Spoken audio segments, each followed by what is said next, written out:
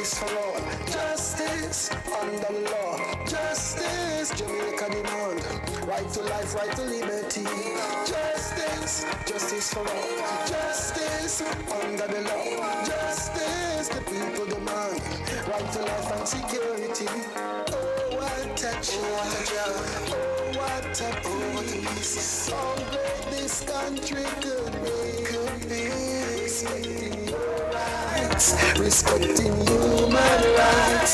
What a wonderful nation this could be.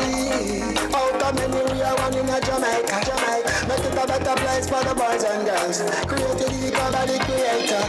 For equal rights and opportunities, no to unlawful detention and police brutalization, class, gender, race or religion. We not tolerate discrimination. Justice, justice for all, justice under the law, justice Jamaica demand. Monday here in Kingston. Welcome to another episode of Let's Talk Justice. My name is Michael Jackson, Executive Director of JFJ.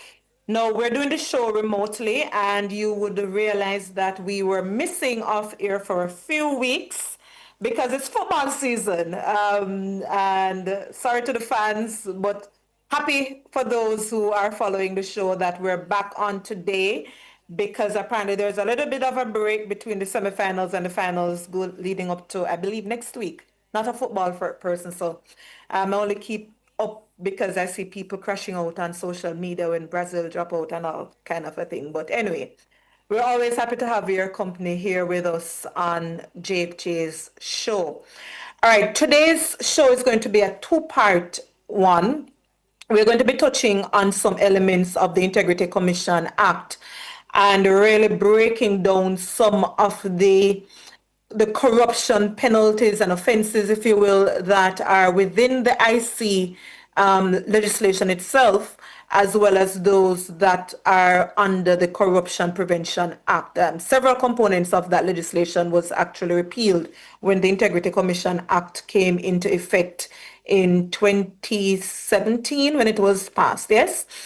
And then we're going to segue into the third country national report. So the first few minutes, we're going to be joined by attorney at law, Jacqueline Cummings, very brilliant, and she has been on the show before, giving us some really good insight on the Jury Act, if you remember that episode. And then we're going to be joined by Professor Trevor Monroe, governance consultant and founding director of the National Integrity Action. So Prof will guide us through some feedback that he has on the Integrity Commission annual report. Then we segue into the third country national and some concerns that we still have as civil society. All right. The trivia, I won't do a week that was my own perspective because of the two-part approach that we have, but I will certainly share some feedback that I have on both elements and things coming out of the oversight committee in a bit. So the right of the day, which really is in keeping with our topic, comes from the 1951 Refugee Convention and the 2009 National Refugee Policy. And just to say that Jamaica, we don't have a statute dealing with asylum and so on. We're governed by the convention to which we're signatory and the 2009 National Refugee Policy. And it really speaks to the right to protection from refoulement.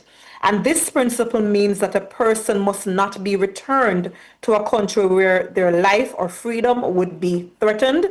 Jamaica's own National Refugee Policy of 2009 gives this effect, providing that a refugee shall not be expedited or expelled rather from Jamaica, save on the grounds of national security or public order, mirroring the binding duty under Article 33 of the 1951 Refugee Convention. And we're going to be having some conversation, as I said earlier, on what exactly that particular convention means and the protocol that governs it. And that protocol was in 1967, I believe, speaking from memory.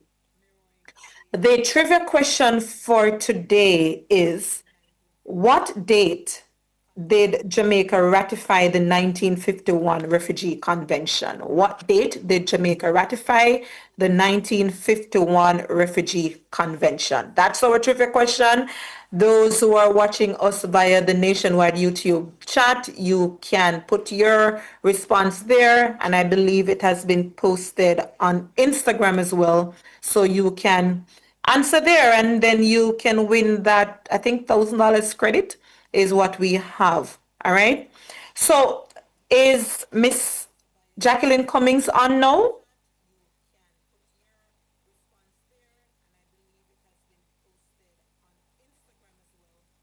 If Miss Cummings is not on, I think we can take the break that would be at 1:15, and then we have Miss Cummings join us. Producer?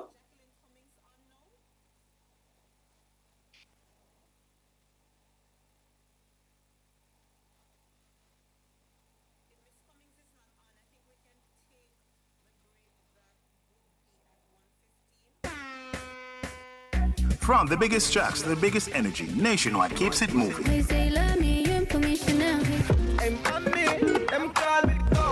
If you love the vibes, come and lock in with us for real. World boss, leave a prison could stop me. Join the Nationwide 90 FM Family Club today on Patreon. Practice. God, me say you watch you off, me practice.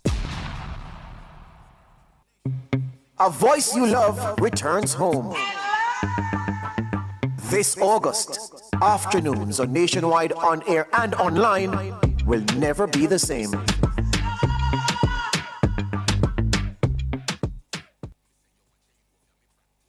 Looking to remodel your home? Need a unique marble countertop design or stylish bathroom faucet? Look no more. Garrett Trading caters to all your building finishing needs. From tiles and countertops to kitchen sinks and toilets, we have it all. Contact us today at 876-634-9773 or 876-669-8996. Visit our showrooms at 169 Constant Spring Road, Kingston 8 or Stoneyard at 10 to 12 Claredale Avenue, Kingston 10. Garrett Trading for fine finishes, fittings and fixtures.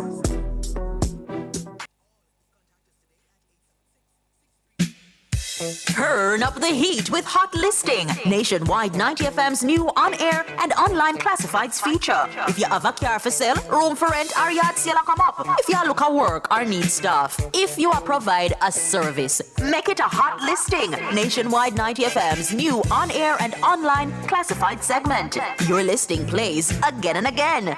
From morning till evening. You sing it, we play it. You say it once, Jamaica hears it all day, every hour. Contact our sales team now at 876-630-1210 or sales at nationwidenewsnetwork.com. Hot Listings on Nationwide 90 FM, a new revolution in media.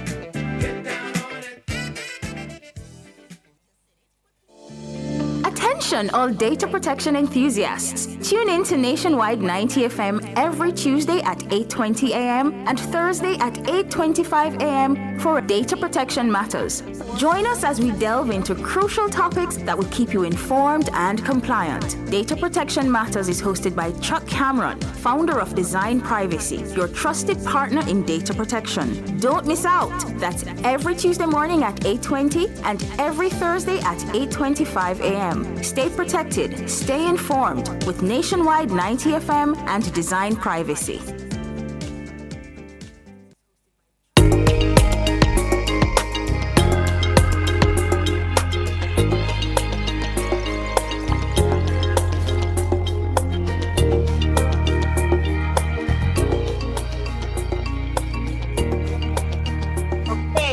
Welcome back to Let's Talk Justice. As I stated before, we are discussing two topics for today. One is the understanding, if you will, of the anti-corruption framework in Jamaica. And then we will segue into a conversation with Professor Trevor Monroe on the Integrity Commission's annual report, and then into the TCN agreement. So if you would, perhaps it's three parts when you look at it. But first, let's get into our conversation with attorney at law Jacqueline Cummings, so she can break down very simply for you the anti-corruption framework in Jamaica, so people can understand perhaps some of the conversation happening around what illicit enrichment means and so on. Ms. Cummings? Yes, good afternoon. Afternoon to your listeners. Thank you so much.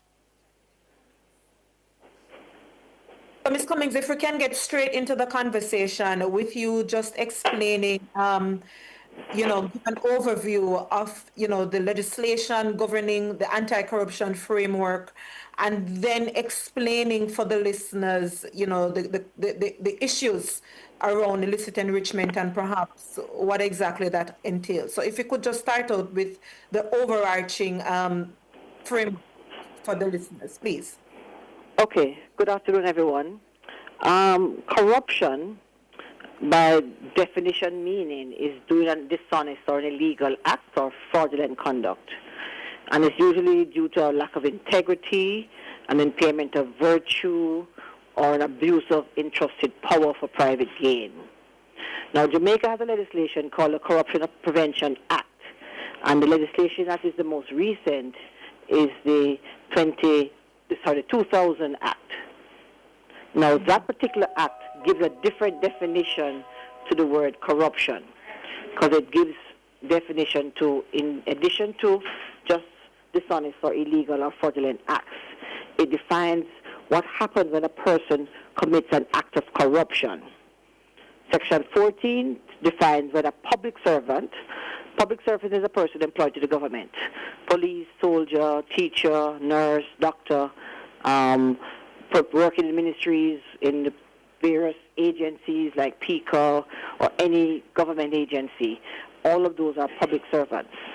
And they commit an act of corruption when they illegally ask for, accept, whether directly or indirectly, any money, article, or benefit, or gift for themselves, or to do for their advantage, to do something, or not to do something. Because corruption is not just telling a person, here's $5,000, put my man at the top of the list so I can get you quick and get to go home early. It's also put John's mat at the bottom of the list so he stays there all day. Just as it is corruption in terms of doing an act, it is equally corrupt when you don't do an act that you are required to perform as part of your public function. Yes. So, in addition to a public servant, a regular person can commit an act of corruption if they are the ones handing that particular bribe or that gift or that benefit to that public servant. And it doesn't have to be committed in Jamaica. Even if I'm on a plane and I'm going to Miami and I realize that the person sitting next to me works at a particular government office, and I said, okay, when I reach Miami I can give him $1,000, I can buy him 2 drinks and says, or 2 gifts, and says, when you go back to Jamaica, do this for me. That is considered an act of corruption under the Act. And although we took this bribe or gave the bribe in another country, we are both Jamaicans, and it is an act or a mission to be done in Jamaica. So that is also covered under the Corruption Prevention Act as an offense. It is also an offense if it is you are supposed to file as a public servant statutory declarations. Everyone who... Will you continue, Ms. Cummings, into the necessity of the filing and the requirements?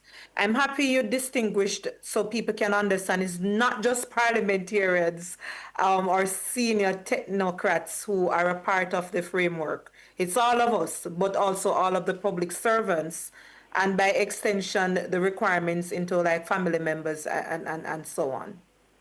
Correct. Thank you.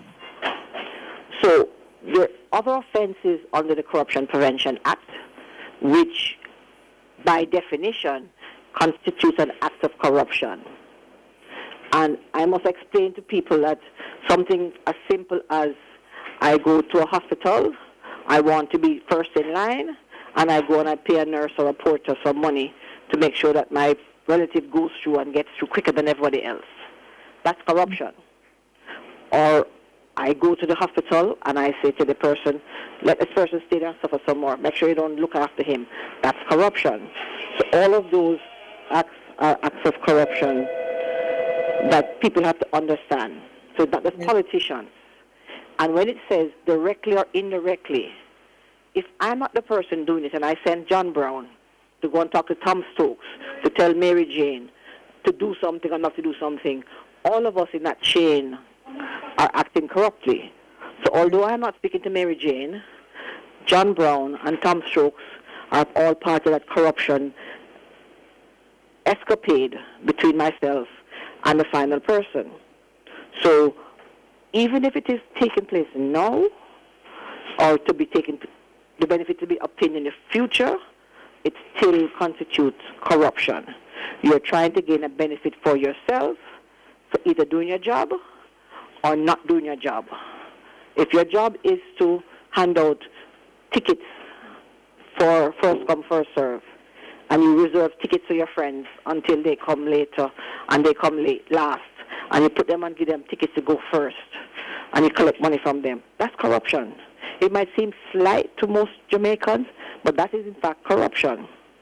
We focus on the big money, so to speak, millions of dollars rather than the acts that we do sometimes, as individuals. Yeah, but people have to understand, it starts simple. No politician starts off being corrupt after becoming a politician. It would have started from maybe school days, maybe young adulthood, whereby they would have done something for someone or asked someone to do something to get a benefit. They don't just all of a sudden wake up one day, they're a politician and they become corrupt. It is usually something that you learn. It's learned behavior sometimes. And people have to understand, it might seem simple to you. No, I'm just trying to get through and move on quickly, but it is still an act of corruption. So we need to understand and believe that it starts very small and can become much bigger than that. So if it is, you are a public servant and you file your returns. Now, I need to explain that.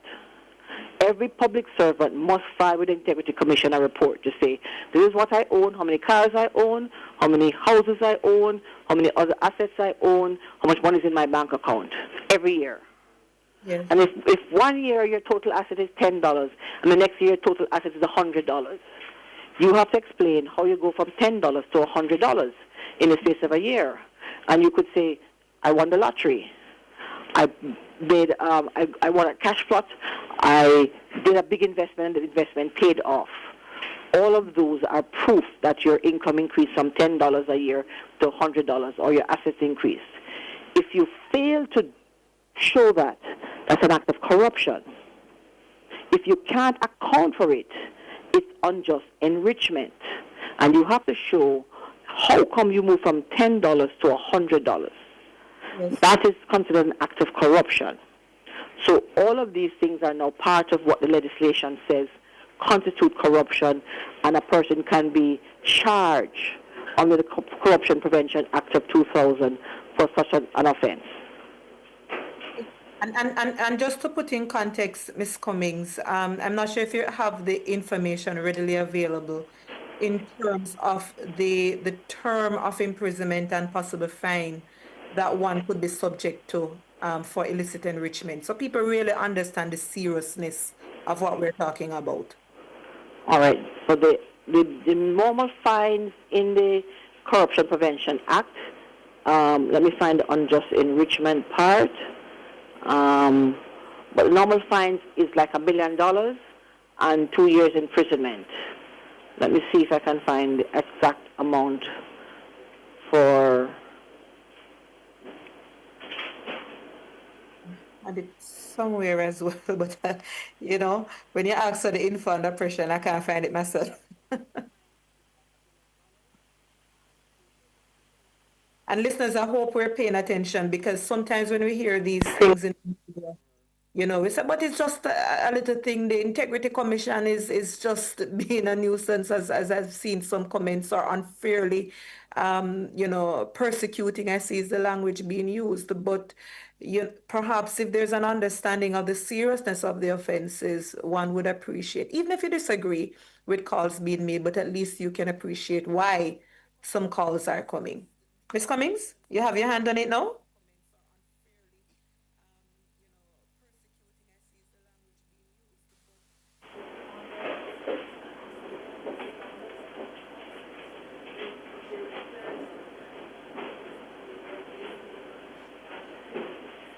Cummings, are you with us? Yes, I'm so sorry. I don't know how the technology failed us a while ago. Okay. Yes. Do you have your hand on the info now? Yes, it's now, which is a lesser offense. I don't know why it is lesser. I must say for the general offenses, in the parish code is $1 million or a term of imprisonment of not exceeding 2 years for your first offense. And for a second offense, it's a fine of $3 million and 3 years in the parish court. If it goes to the circuit court, which rarely do the cases do go to the circuit court, the fine is in excess of $5 million and 5 years. And for the second offense, $10 million or not exceeding 10 years. But if you fail to provide the documentation required by to make the declarations or you give a false statement, the parish court fine is $200,000 or 2 years imprisonment. And if you deliberately fail to disclose certain situations, you can get both a fine and imprisonment in respect of the matter. Yes. And it is a case of property that you acquire and you can't explain it, it can be forfeited to the Crown. So if you buy a house and you can't prove how you purchased this house, the government can take over that house and sell it and collect that money and it goes to the revenue. Yes. So you can't just say your granny left some money under the mattress 10 years ago and think that's sufficient, no. No. You'll have to show. And that's why people are encouraged to have bank accounts and do all the transactions via the bank because there's a paper trail. And you can see that the money. So if you have a dead auntie who died in Toronto and left you the money, you must have a wire transfer from some bank in Toronto to your bank in Jamaica, or some MoneyGram, or some Western Union, or some check or what you in cash to say that you got this money.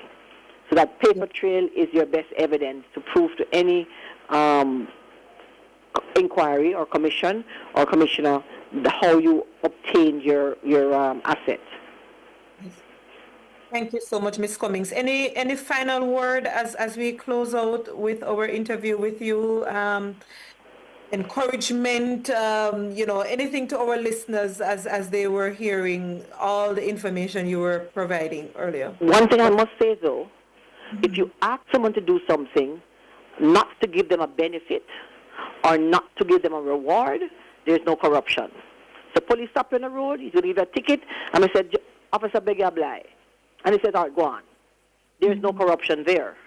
You haven't offered him any money. You haven't asked him to give you a bribe because you're going to buy a ticket from for a police raffle. You have just basically beg a bribe. And he said, yes, go on. That's not corruption. You go to somewhere and you ask, can I just get through quickly? I need to go somewhere. And I said, sure. And there's no benefits to that person or to you. There's no corruption. Once you start to introduce money, benefit, gift, reward, that's where the corruption lies. Thank you so much for making that distinction. We greatly appreciate you. You're most welcome.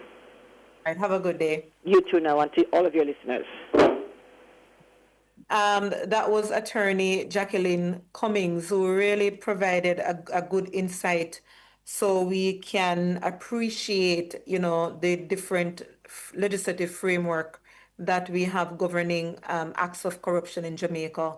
And so that people can really understand the seriousness of offenses governing public officials and why, again, sometimes calls are made. So we are due to be joined by Professor Trevor Monroe. Do we have Prof on now?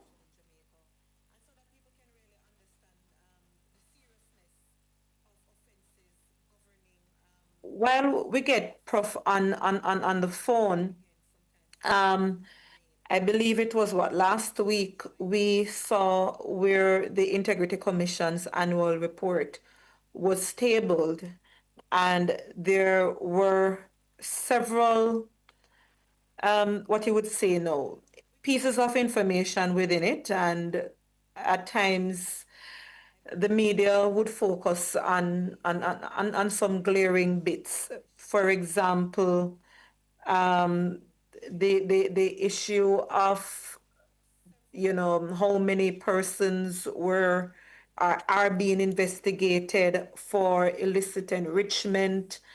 You know, I saw another bit coming regarding the turnover rates at the Integrity Commission and so on. But perhaps we don't go into the report itself.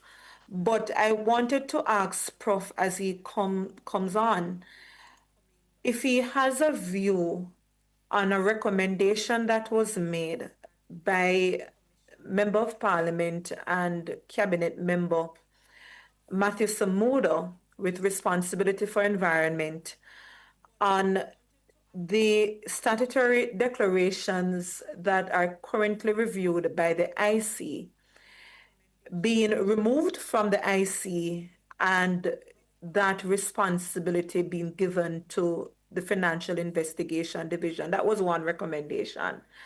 The second recommendation is that the IC personnel should not be reviewing their own statutory declaration, and whether those efforts should also be done by the FID.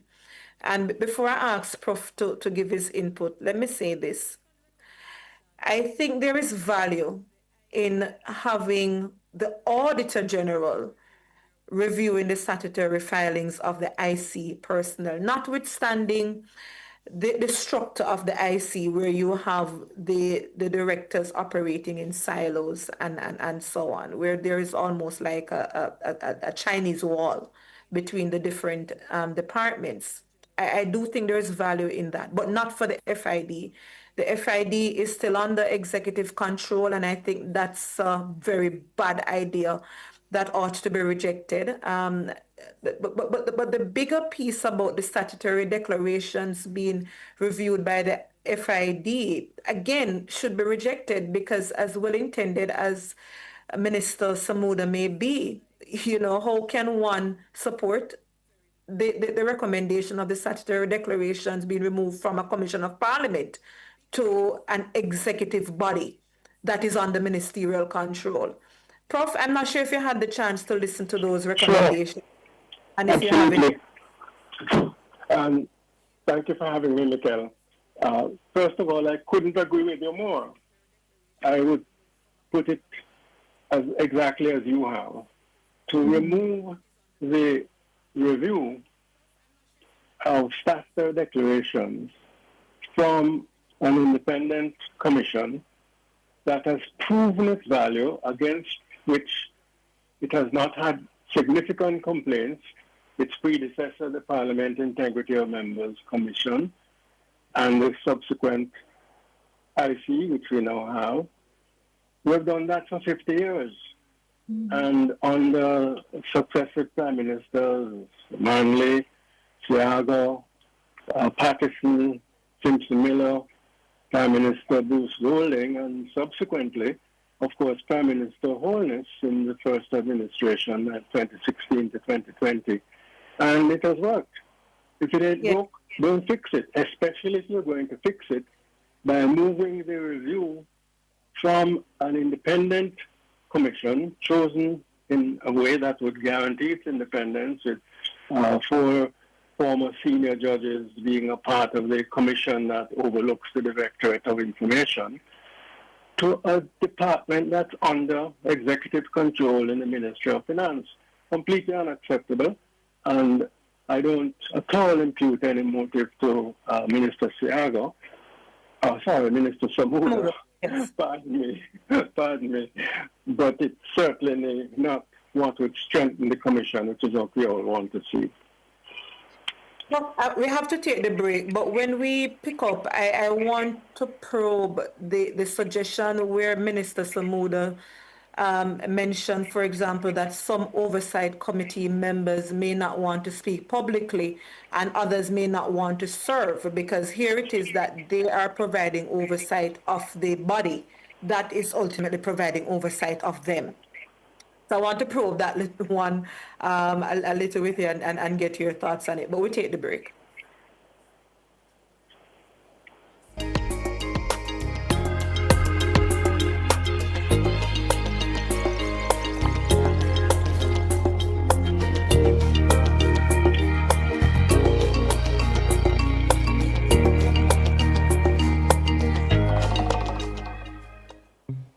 A voice you love returns home. This August, afternoons on Nationwide on air and online will never be the same.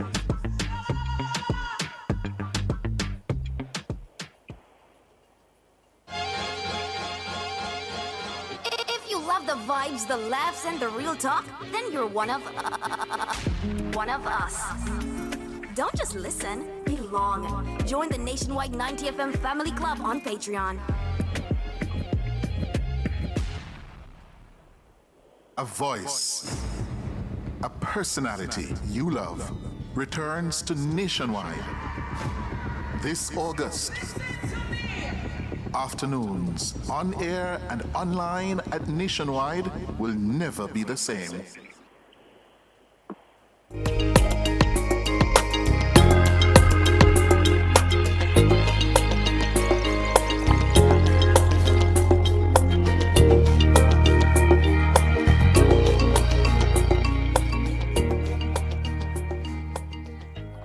Welcome back to Let's Start Justice. We're wrapping up a discussion with Professor Trevor Monroe on some matters governing the Integrity Commission following the tabling of its annual report and conversations and exchanges that happened in the Oversight Committee that reviews the Integrity Commission.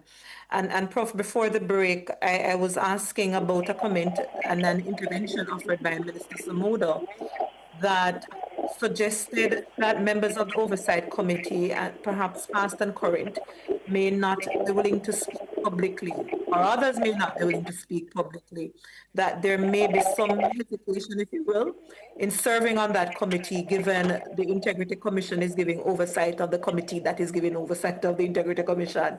What say you on that comment from Samuda, that in that respect, perhaps the statutory filings of those members on the Oversight Committee should be removed from the Integrity Commission and be placed elsewhere?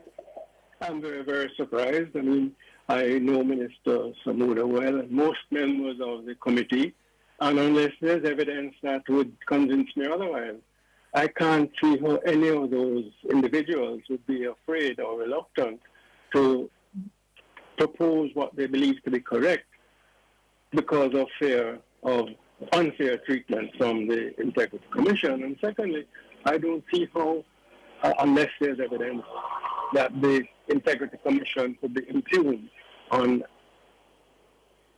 regurgitating or pulling out unfair charges or review of statutory declarations. These are all hypotheticals which I don't feel could be used to justify any change in an arrangement that has worked well under successive administrations.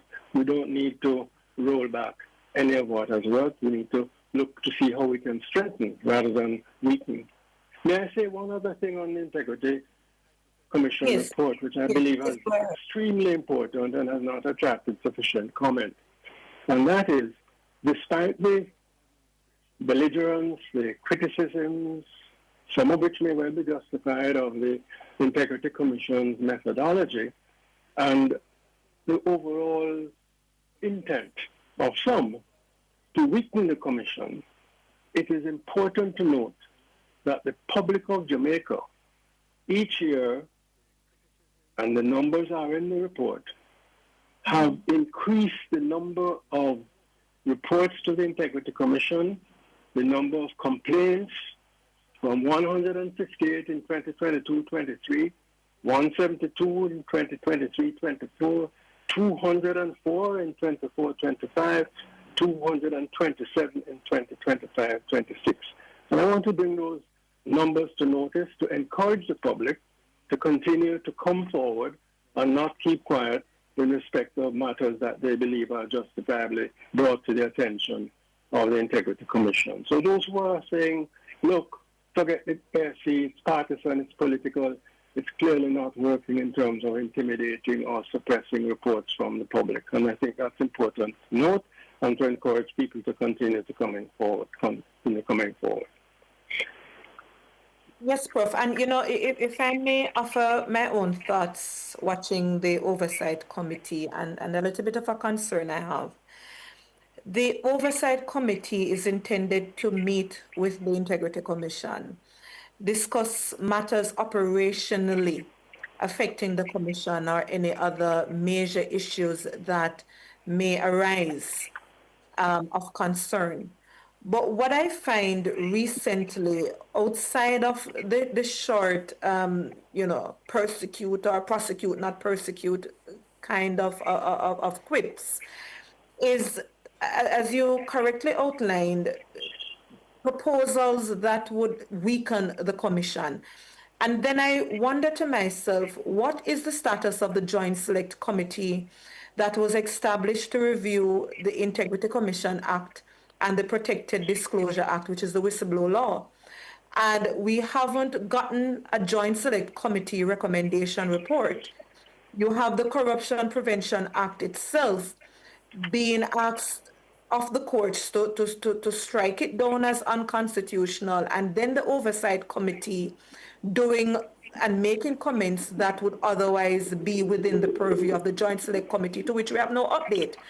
And with that in mind, I have a real concern about what exactly are we doing within the Parliament and the committees that were established to do their work. It seems that they're not all aligned with intention of what is expected of them.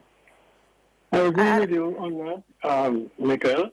The Joint Select Committee, which is and was, I'm not sure if it can be reconvened, the Integrity Commission Act, the Public Disclosures Act, you and I, and as well National Integrity Action, we appeared before those two bodies and made submissions as to how both laws could be reinforced and strengthened.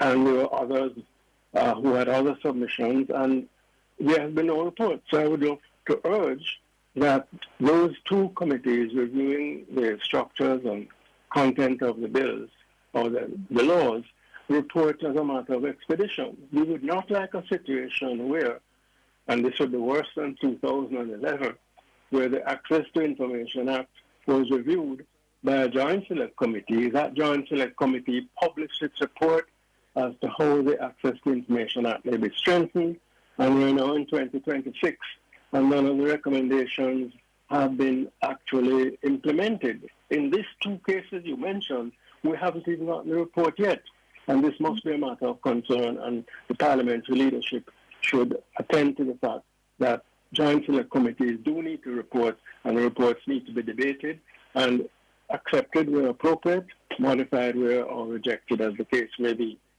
Yes. I see a comment in the YouTube chat here, Prof, right before we go into the third country national conversation, that it appears that the IC is not beyond what we call criticism. And I just want to say to the listeners that the IC is not beyond scrutiny. Scrutiny is required of state bodies, regardless of whatever agency that is, which is why we're saying that the Joint Select Committees need to put forward the recommendation reports to strengthen the body and to address whatever shortcomings. If you remember, one of the criticism following how the Prime Minister's statutory declaration was handled and the report of that was that the report from the Director of Corruption Prosecution should have been tabled.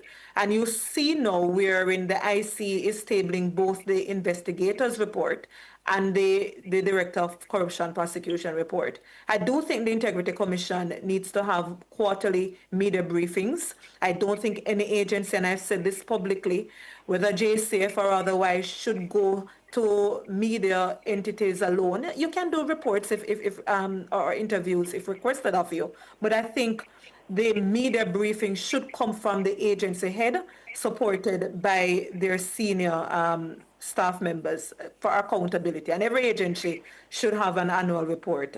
We know the IC annual report is required under law, but every agency should submit that so that the public can read on it. So I just wanted to put that in perspective. Yeah. And I agree, and at the same time point out that of the 160 odd different public bodies required to produce an annual report so that we, the public, may know what is going on and how our money is being spent, only about 16 or 17 of them actually do so are in compliance with the law. So that needs to be already that needs to be something to be dealt with as a matter of urgency, so that accountability and transparency demands are met. Yes. All right, so Prof, the second topic that you and I will be talking about is the third country national arrangement, wherein the Jamaican government, like several other of our Caribbean islands and other countries, have signed an MOU with the United States that will see foreign nationals who are neither Jamaican nor American being transferred from the United States in transit through Jamaica en route to a final destination. Now, Minister of National Security and Peace, Dr. Horace Chang, confirmed the deal following, a news item being broken by the Jamaica Gleaner, explaining that the U.S. initiated arrangement caps transfers of 25 individuals every 2 weeks for a maximum of 14 days of no more than, I think, 10 persons at a time, rotating out within that cycle. Now, concerns have arisen around the third country nationals, with the government confirming or clarifying rather that these persons will be individuals who are non-criminals or individuals with low-level offenses. The MOU versus the reported elements of the MOU, based on those who have seen it, may differ whether it's non-criminal or low-level offenses. But either way, we don't expect serious offenses to be within our islands. But there are concerns. So, Prof, I want to get your feedback on the concerns there that you have, watching what is happening with the third country nationals and the about 3 or 4 clarifications that followed the Gleaner article. First of all, taking up the point about clarifications, those would hardly be necessary if what is required was done. The third country national MOU was signed, confirmed by the government on June the 10th. We are now July the 13th. Publish the MOU so we can see it and read it for ourselves. Put it before the Parliament so that questions that arise in the minds of citizens and generally can be debated one way or the other, and thereafter any further amendments that may be possible to the MOU could be justified. And let us be clear, the citizens' concerns are not just Jamaican. The lady in St. Mary who I saw on television the other night saying, if we talk with it first, we can't do something like that and then tell you afterwards. It's a concern across the Caribbean. And I bring to your attention that the 51st CARICOM Heads of Government, which just concluded, issued a statement on July 9th, that's last week, Thursday, indicating that the heads agree every effort must be made to engage CARICOM citizens on these issues. In other words, CARICOM citizens are not satisfied with what they have heard so far, and they need to be engaged. And the simplest and quickest way of engaging is to disclose to the citizens what you have agreed. Why is this important? Because 2 statements made by ministers of 2 governments cannot be true at the same time. Minister Rubio, the Secretary of State for the United States, can't be correct when he says, and I quote, on April the 30th, 2025, that the most despicable individuals, perverts, pedophiles, and child rapists, end of quote, are going to be deported under the TCN agreements. And in June 2026, another minister, our Minister of National Security and Justice, and our Prime Minister indicate that the MOU that has been signed excludes individuals convicted of serious offenses or with a criminal background. Those 2 statements can't be right. One of them is wrong.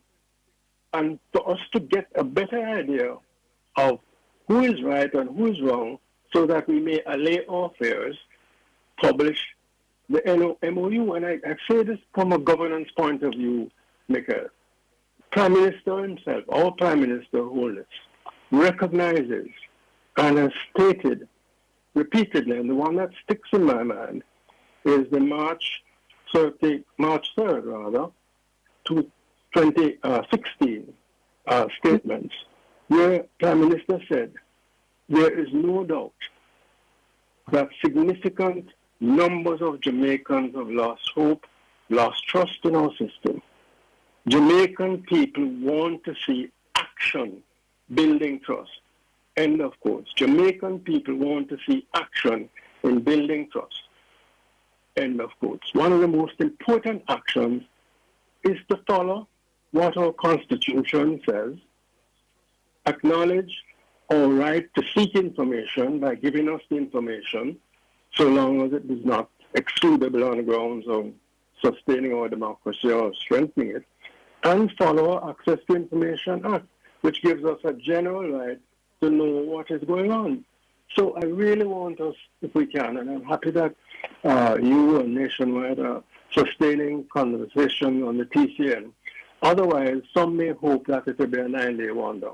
It's not going to be, and it should not be. And I would feel and hope and expect that one of the suggestions that I would ask you to consider is whether the current constitutional challenge in two countries, the United States, matter now before the Supreme Court, and Eswatini, the South African state, where human rights organizations, lawyers and individuals are now before the Eswatini Court of Appeal arguing that keeping their TCN secret, under which, by the way, the second Jamaican was deported to Eswatini, that is in violation of their constitutional right to openness and to transparency, and bypasses the parliament in a way that abrogates their constitution. I would suggest that one thing we might do is have a conversation, since this is an ongoing matter, with the attorneys handling that matter in Eswatini, because it may well be that keeping this, as the Jamaica Council of Churches put it, this troubling cloak of secrecy, end of quotes, on the TCN may well not only violate the spirit of our Charter of Rights, but also the letter, and equally the Access to Information Act. So please keep the conversation going. Prof, hold that thought and stay with me, please. Let's take the break. We were due one at 1:45.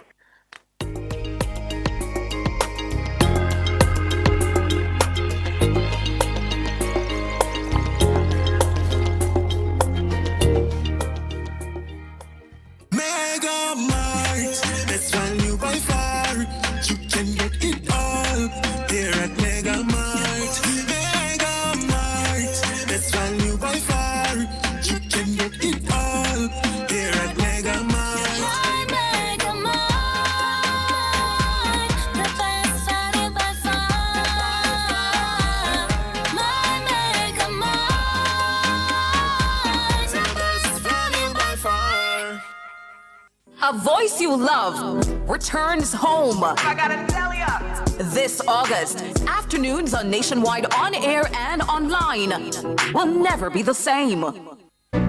Morning after morning, you've made Nationwide 90 FM part of your routine. So let's take this connection one step closer.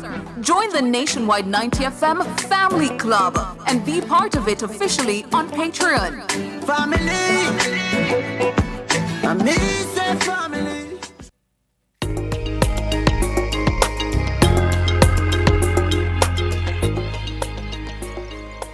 Welcome back to Let's Start Justice. We're discussing the issue of the third country national.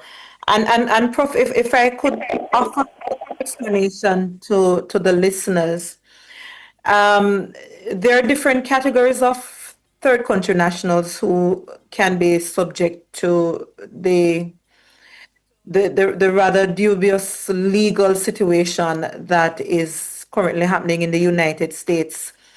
Persons who are categorized as criminals We see countries like El Salvador taking them with open arms. And there have been reports that not everybody who was sent to El Salvador's mega prison, that the coolest dictator, as he calls himself, are actually criminals. That's a separate human rights issue. But El Salvador have taken the individuals with open arms within their mega prisons. Now, if our government is to be believed that the persons in this MOU are non-criminals, then I offer the perspective that there are two categories that we need to be looking at here in our Jamaican context. Take, for example, a citizen a brother of yours, who overstayed his welcome in the United States. The United States say that I'm going to be sending this individual back to his home country. In some situations, you have diplomatic rifts between the US and a home country. And that country says, I don't want this person to come back. And then there are some other real practical barriers. You may need time to verify that this person is a citizen in the country. However, what you find happening is that the period within which the persons are taken from their homes in ICE detention facilities, it's hours. So you find that the home country may not even have the time to verify that this person is a national of the country. And therefore, this person, in the quickness with which the US is operating, is sent back to another country, as we see happening with the person who was sent to Eswatini recently. Apparently, this person was given what you call a withholding certificate, reportedly, and the Jamaican government was never even actually asked whether they would be willing to take back this person. So that's one category. The other would be persons who are from minority groups or human rights defenders. I have colleagues in other countries who have sought asylum in other countries because they were locked up in prisons on the basis of being activists against the government and so on. We don't have that here, thankfully, in Jamaica happening. But take, for example, a gay man or someone in the LGBTQI plus population who sought asylum. Then America's own constitution, their domestic law and international law says that due process ought to be given and their asylum requests are processed. Now, even if asylum is denied, if there is enough that suggests that the persons have faced or will face persecution, then the US must keep them there until that matter is sorted. Now, the US therefore is reportedly breaching their own domestic laws and international laws by transferring the persons to Jamaica and elsewhere. And the reasonable question that you must ask yourself is our government and others complicit in these reported human rights breaches? So I just wanted to offer that perspective, Prof, as we continue the conversation quickly. I think we lost Prof. But just to say, what we have offered in terms of our own public statement here at JFJ is that the MOU should be made publicly available so that every single Jamaican citizen, you and I, we can have a look at what that MOU has within it. I think it's not the usual agreements being entered into between two countries where you say, those type of foreign relations matters and so on normally would not be shared. We have to demand it. Further, even though our government has said that, human rights standards and so on will be respected when it comes to the TC, and I think we have to also be guided not only by procedures. Keep in mind, remember I said at the beginning that we don't actually have a legislation dealing with how asylum and so on is implemented. It's based on a 2009 policy rather. And given that we have been in breach with how we treat our Haitian neighbors, It certainly have no assurance that certain breaches won't necessarily occur here. And I think with that in mind, I think the government should move to ensuring, for example, a roster of attorneys are given to persons when they get here so that independent counsel can be provided not only to the TCNs but to Asian nationals when they arrive on our shores. So those are some of the practical suggestions that JFJ we have made publicly. Prof, we have just about 2 minutes. What are your views? I'm not sure if you have to listen to some of what I just articulated. I agree with you, and the issue of double standards must worry us as well. And this was an important point at which I joined in the statement of the Council of Churches, that we can't be saying to Haitian refugees or those who wish to stay here that you don't even have the right to have counsel represent you, and at the same time come to an agreement with superpower, admittedly, which we don't have the content of. And I really do feel that professional associations, that citizens' bodies, that diaspora, I think our diaspora has an important role to play. They should file for a copy of the Jamaican TCN under the U.S. Foreign Freedom of Information Statute and see whether they can get it there if we can't get it here. And raise a point, sorry to interject, the diaspora, because if the diaspora itself can be subject to what happened with the pastor being sent to Eswatini, I think they have a vested interest, don't you? Absolutely have a vested interest, especially now it's 2 Jamaicans sent to Eswatini, 1 to St. Kitts, despite assurances that this would not be the case, so that the diaspora definitely, and I would urge them to take the steps to file for a copy of the Jamaican TCN on the U.S. Freedom of Information Statute. And I would urge that Nationwide and other media continue to make this matter alive and not allow it to be overtaken by all the events, which happen in Jamaica every other day and become newsworthy and drown out what remains a matter of fundamental importance. The Jamaican people must know, must be told, and the Parliament must debate the content of that MOU to endorse it or to modify it or to propose otherwise.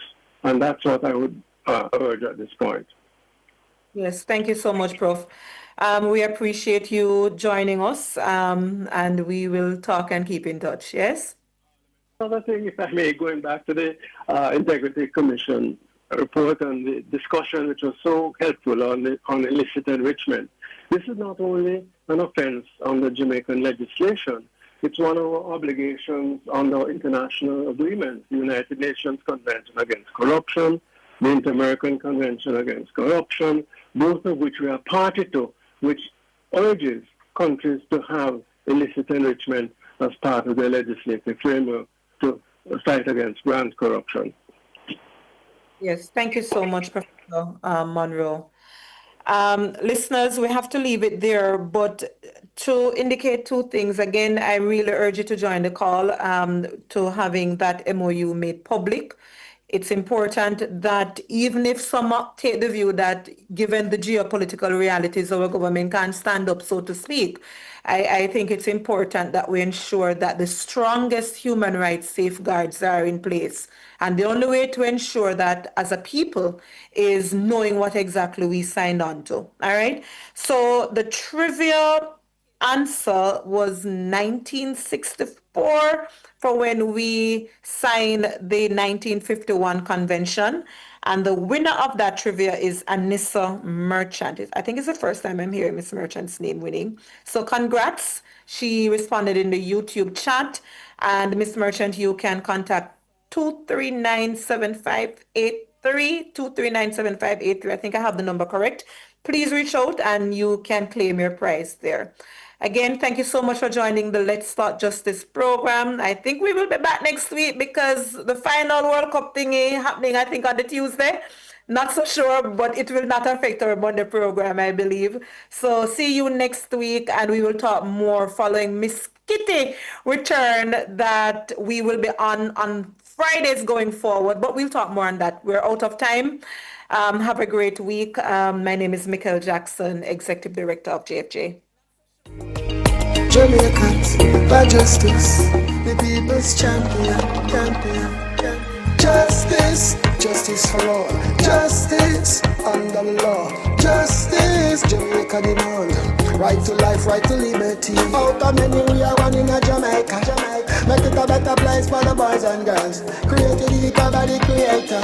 For equal rights and opportunities. No to unlawful detention and police brutalization. Class, gender, race or religion. We not tolerate discrimination. To join the fight against injustice, contact us at 755-4524 or JamaicансForJustice.org. The people's champion.